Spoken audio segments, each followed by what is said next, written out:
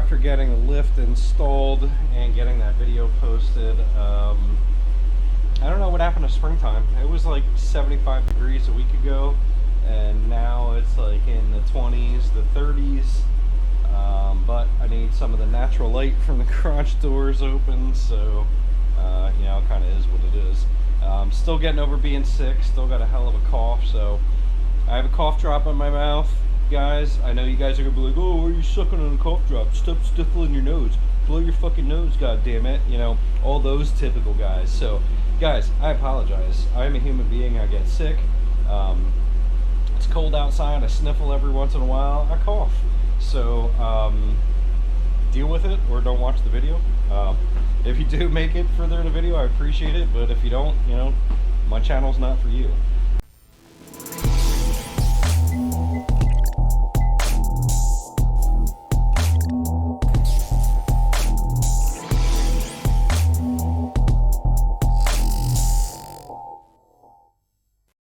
So the car is running. I'm going to back the car out today.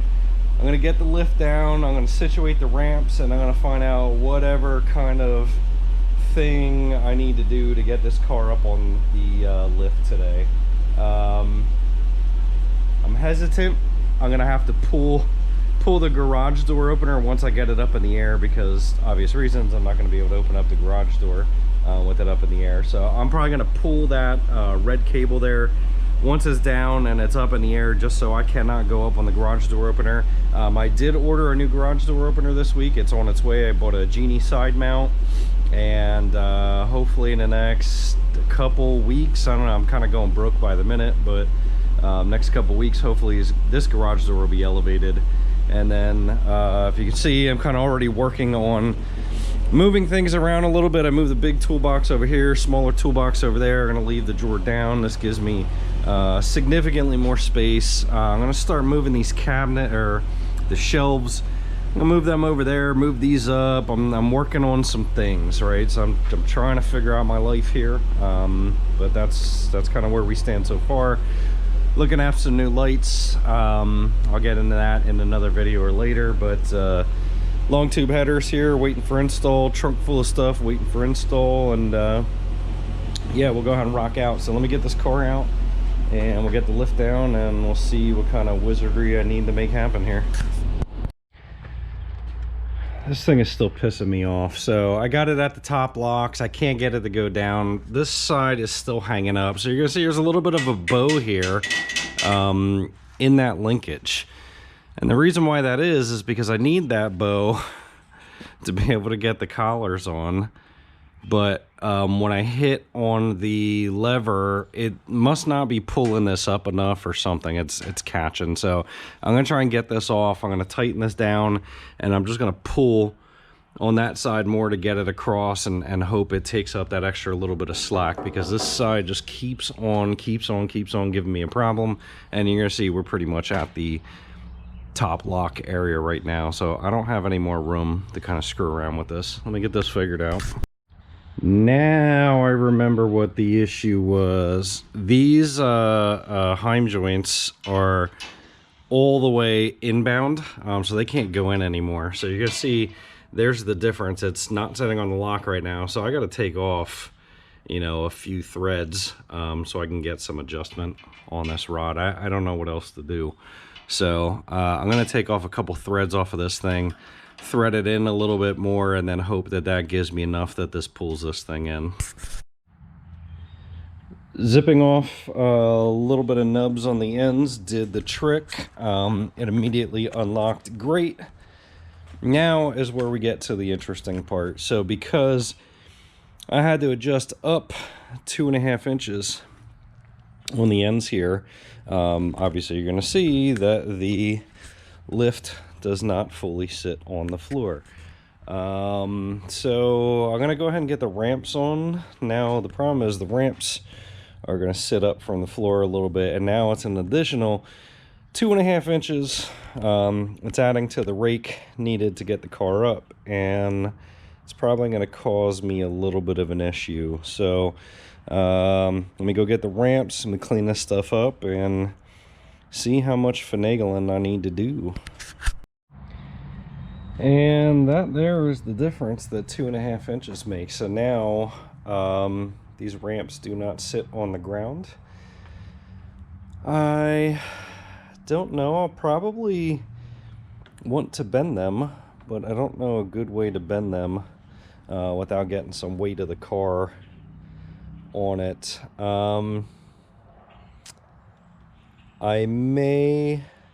don't even know, I was gonna say I may throw some 2x4s or spacers or something like that underneath the ramps, but that doesn't really do anything. I was just giving it another step up, but that doesn't fix the ramps not touching the ground. Let me do some research on this, and my thought process, as soon as I start getting some weight on there, it may just bend at that area and then just kind of create another step, but I am not entirely sure.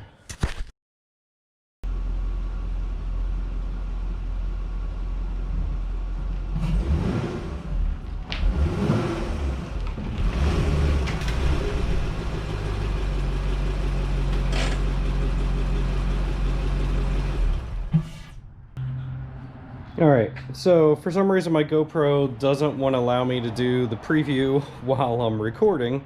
However, as you can see, this actually works out perfect. I went and set up a GoPro to put in the middle and kind of pull up halfway, see if it was going to give me a problem, and I couldn't see. But so as you can see, I got the car a little bit up on the ramps, and it did exactly what I thought it was going to do. Yay! It gives me all the space. I think this is going to work out absolutely awesome because of the angle of the dangle.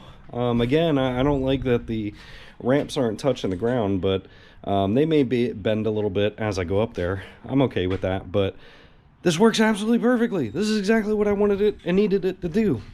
No fuss, no muss. The lip didn't touch. So I'm gonna go ahead and get this fluid tray, move this back with all this junk, and I'm gonna continue to try and get the car up on the lift. I'm gonna get these plates out of the back because, you know, lip.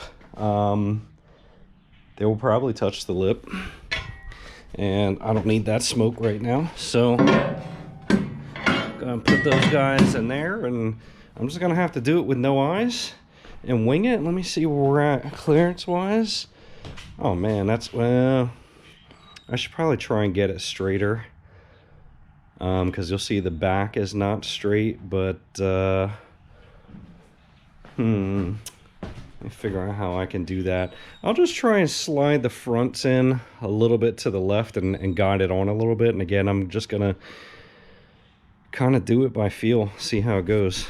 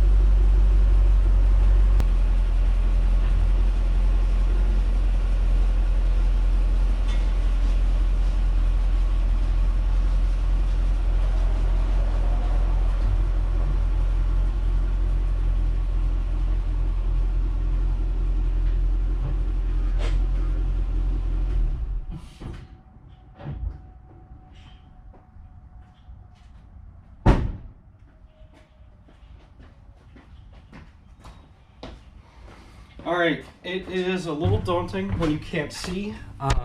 Again, space is tight with this beam. So I know I was a little bit off center. Actually, I was a good bit off center on the fronts. So I'm gonna try and get a mirror positioned in some way, shape, or form, and get this figured out. And we'll give this another try. But so far, things are positive. God forbid things actually go positive. So I think we're there. And the steel on the ramps, the Chinesium ramps, did not bend, so that's as positive. Let me go ahead and get a mirror. Let me get this figured out, and I think we're cooking with gasoline. What I did was I found a mirror. My wife doesn't know yet, but I took one of her mirrors from the bedroom. I put some eyelets on those, on this, and I measured out and put some screws through the drywall. This is ghetto as fuck, but again, I'm kind of doing this on the fly with what I got, and I'll figure it out later and make it nice. So I got some string down there. I'm gonna try and rig up some string and rig up anchors and just kind of make like a pulley system or something and kind of angle it, you know, down, hoping that I can see the tracks from inside the car. Again, it's a lot of light, a lot of things going on. We'll see if it'll work. But let me go ahead and get some string cut and see if this contraption works. All right, so the mirror thing didn't work. It seems like no matter what angle I have this thing at, it's just not big enough. It really needs to be convex. And yeah, listen, we fucked up. So Pete is a dumbass. Don't be a dumbass and do what Pete does. Pete thought he could do this on his own and just wing it. Pete got it up on the lift and wanged it, and it was uneven. And he tried to make it not uneven. And Pete's car came off of the fucking side of the lift. So, car's too low for me to get a jack under it. It's too close to the rail to get a jack under it. I don't know what I'm gonna do.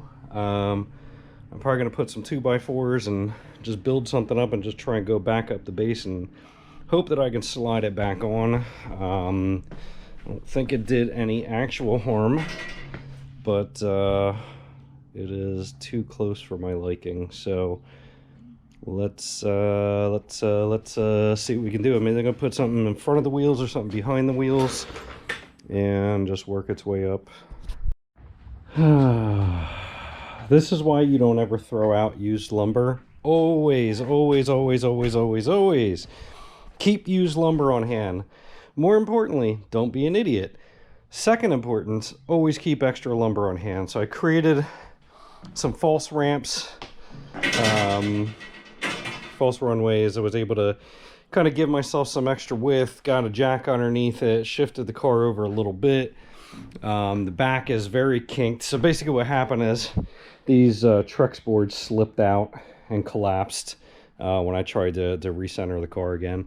So I'm going to get a jack underneath the back. I'm going to kind of swing the rear a little bit and come back up to the front and see if I can move the wheel to the right and push it forward a little bit, and fingers crossed. Fuck my life. That could have been very, very ugly. It turned out to be all right. My son came and helped in the nick of time. Again, you see the contraption I have with 2x4s to kind of build that back up to about ramp level. And then, yeah, we jacked up the front of the car, had him push on the wheel, and we kind of just shimmied it over to the right to get it back on the rails, let it down, came back to the back, shimmied the back to, again, kind of get it back on the rails. And that's on. Now I got to figure out how to do this on my own. That is the struggle. Yeah, if you guys have any suggestions, I'm willing to hear them. I'm going to leave this alone for today because I'm stressed out. I was going to get the car in the air, but I'm going to see my granddaughter today, so I probably shouldn't have even done this. This took longer than it was supposed to. But again, car's on. You guys see it hangs over, I don't know, an inch over there, and it's, you know, hanging over half an inch or so over there, pretty flush up front. on that side. And on this side, it's hanging over, I don't know, half an inch or so. And you'll see, I'll see how the plates fit. The car's hanging over the front, which I knew was going to happen. That's why I took those plates out, because I figured they were probably going to hit. And the reason why I have the car so forward on the lift is because of this beam. I need to be able to get in and out of the car. You're going to see the target top is off, and it is not warm enough to have the target top off. The reason why I did that is because that was the only way I can get out of the car when I had the car stuck. So thank God I had a target top, or else my fat ass wouldn't have been able to get out. All right, I'm gonna go ahead and get the top back on. I'm done with this for the day. I'm stressed out. I'm just done with life. This whole week has been terrible. So, all right, let me get to it, and I'll get back to it one of these days. All right, we're gonna try and go out with the first lift.